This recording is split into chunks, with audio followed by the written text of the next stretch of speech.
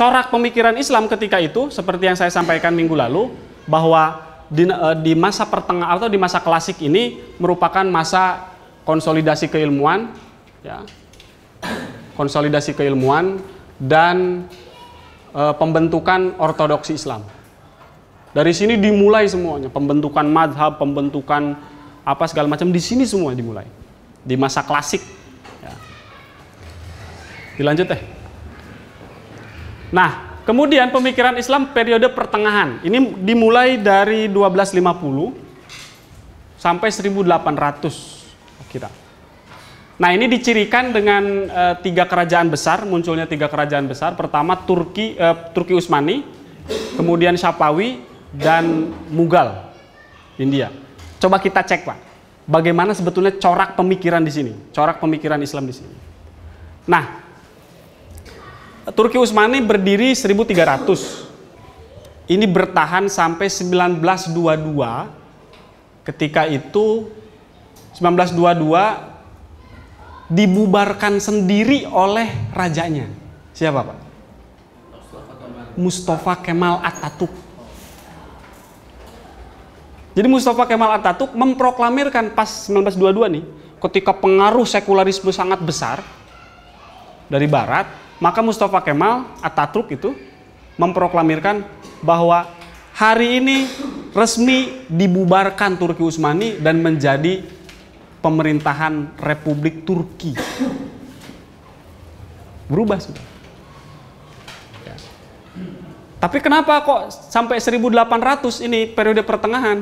Karena memang 1800 Turki Utsmani itu sudah mulai apa? Pengaruh barat itu sudah sangat kuat. Di Turki Utsmani sendiri mulai 1800 abad 19 itu sudah mulai pengaruh barat itu sudah sangat kuat. Yang tadinya betul-betul Islami lah, katakan begitu, sekuler akhirnya. Puncak-puncaknya di Mustafa Kemal Atatürk. Puncak-puncaknya. Makanya kan Mustafa Kemal disebutnya Atatürk ya. Atatürk itu ya pahlawan Turki, ada Atatürk. Jadi Mustafa Kemal di kita dikritik, orang Turki dilulukan itu Mustafa Kemal.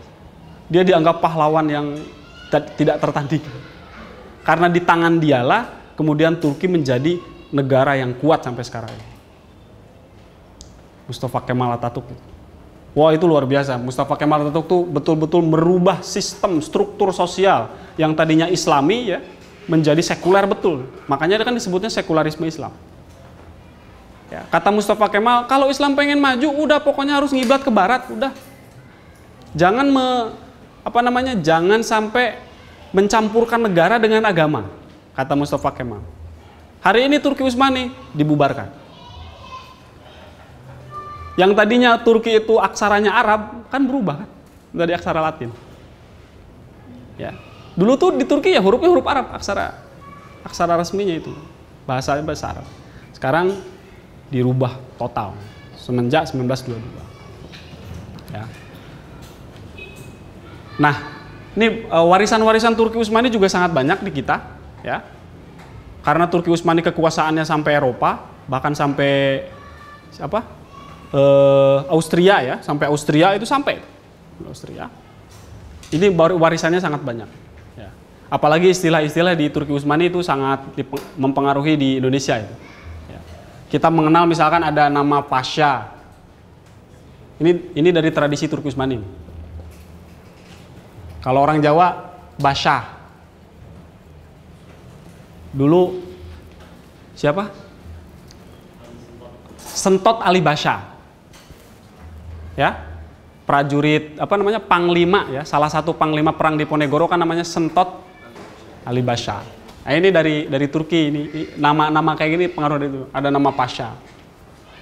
Turki Utsmani ini. Ada lagi nama yang paling banyak itu Effendi. Effendi itu dari Turki itu.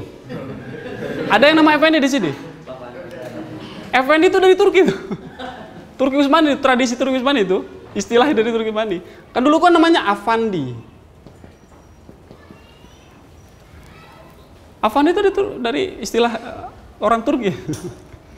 Nama-nama Turki.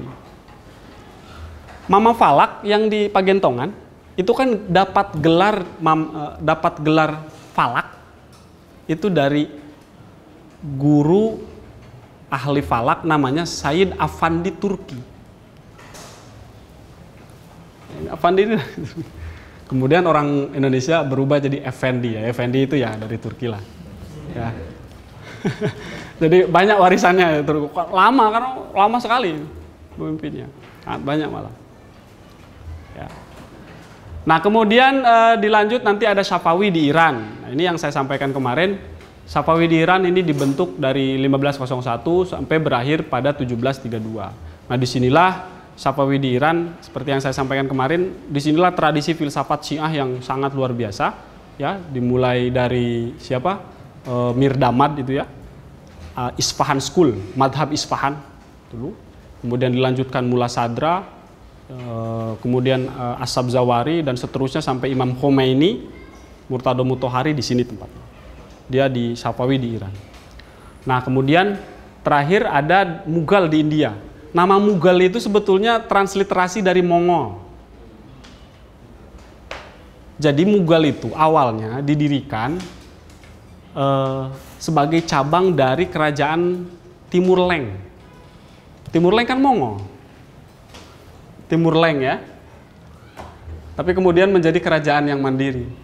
Sebut Mughal. Mughal itu ya transliterasi dari Mongol. Mongol tuh luar biasa itu Mongol tuh. Ngejajahnya luar biasa. Makanya banyak yang bilang kenapa sekarang negara Mongolia itu kok kayak nggak ada ya. Padahal ada kan. Kok kalah tenar sama Cina, Jepang ya. Hong Kong misalkan. Kenapa? Banyak yang bilang Mongolia itu terkutuk gara-gara nyerang Islam dulu. Coba sekarang Mongol coba. Kedengeran nggak apa gitu kan? Nggak kan? Karena banyak yang bilang, itu Mongolia gara-gara dulu nyerang Islam habis-habisan ya. Akhirnya sekarang nggak muncul sedikit pun kan Mongol. Padahal ada negara Mongol sekarang. Ya, saya nggak bisa mastiin apa betul Mongolia sekarang tuh komunis apa enggak, saya nggak tahu. Ya. Mughal di India. Nah ini Mughal di India, pemimpin yang terkenal tuh siapa? Pernah dengar nggak? Aurangzeb.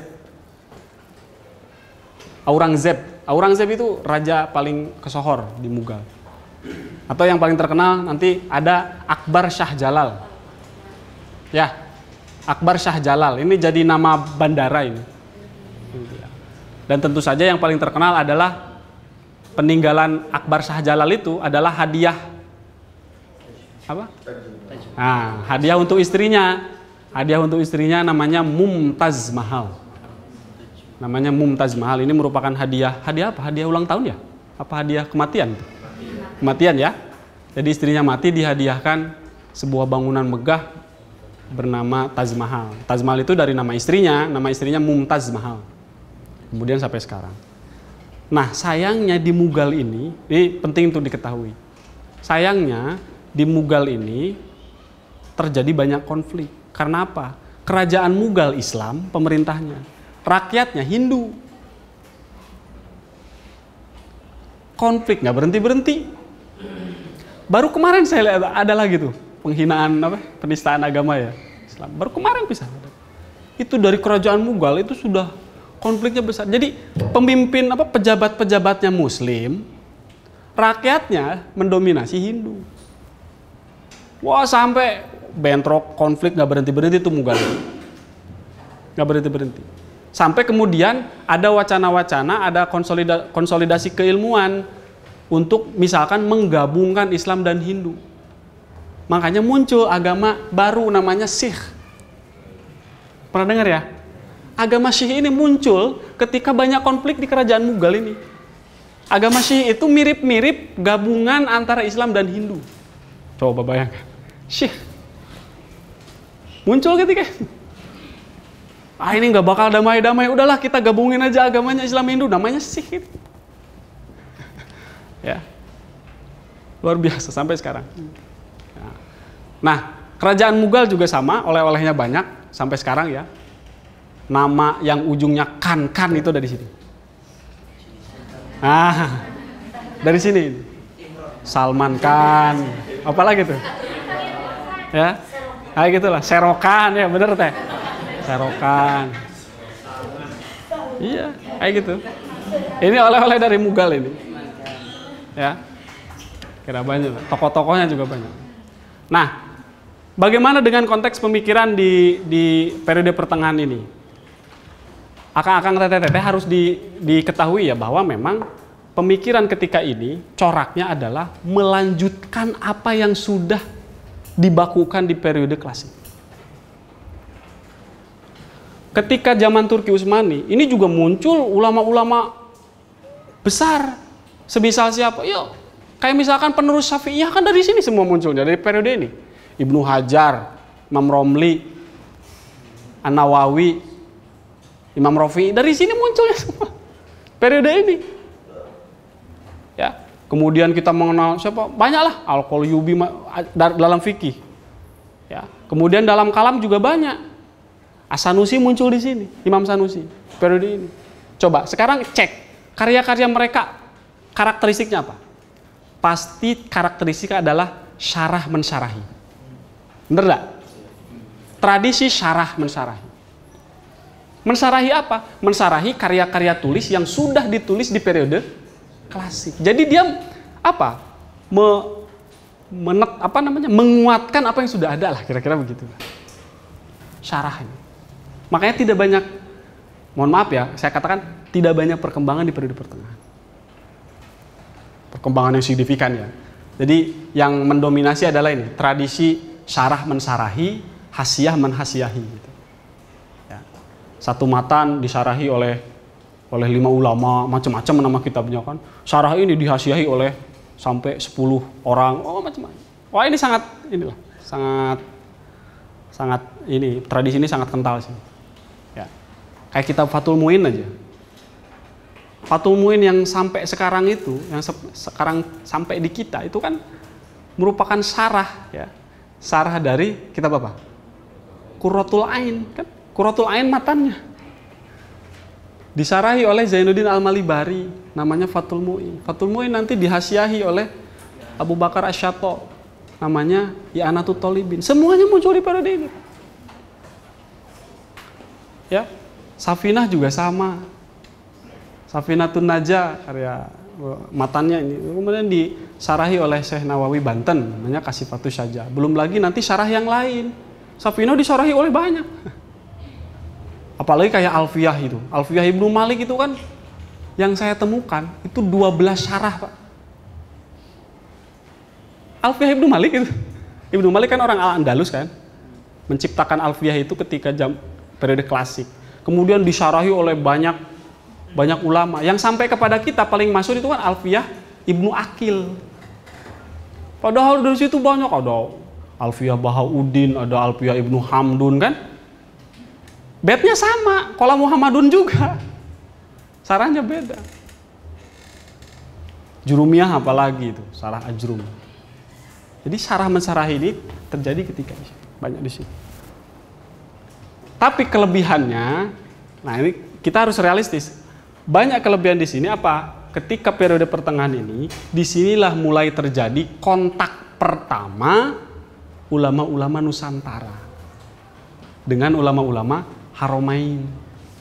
Imam Nawawi di sini adanya. Syekh Nawawi Banten di sini. Kemudian ada Syekh Khotib Sambas di sini. Syekh Khotib Sambas di sini adanya. Periode-periode abad itu. Semua ulama-ulama Nusantara yang berjejaring ke Haromain ini ke sini di periode ini. Termasuk Syekh Abdul Muhyi, kemudian dari Sumatera itu ya, banyak Abdul Rauf Singkil, kemudian Arsyad Al-Banjari, Nuruddin Ar-Raniri, Abdul Somad Al-Palimbani, bukan Abdul Somad LC ya, Abdul Somad Al-Palimbani. Semuanya di sini. Mulai ada kontak di sini. Kemudian membawa ilmunya ke Nusantara sini. Dari sini semua.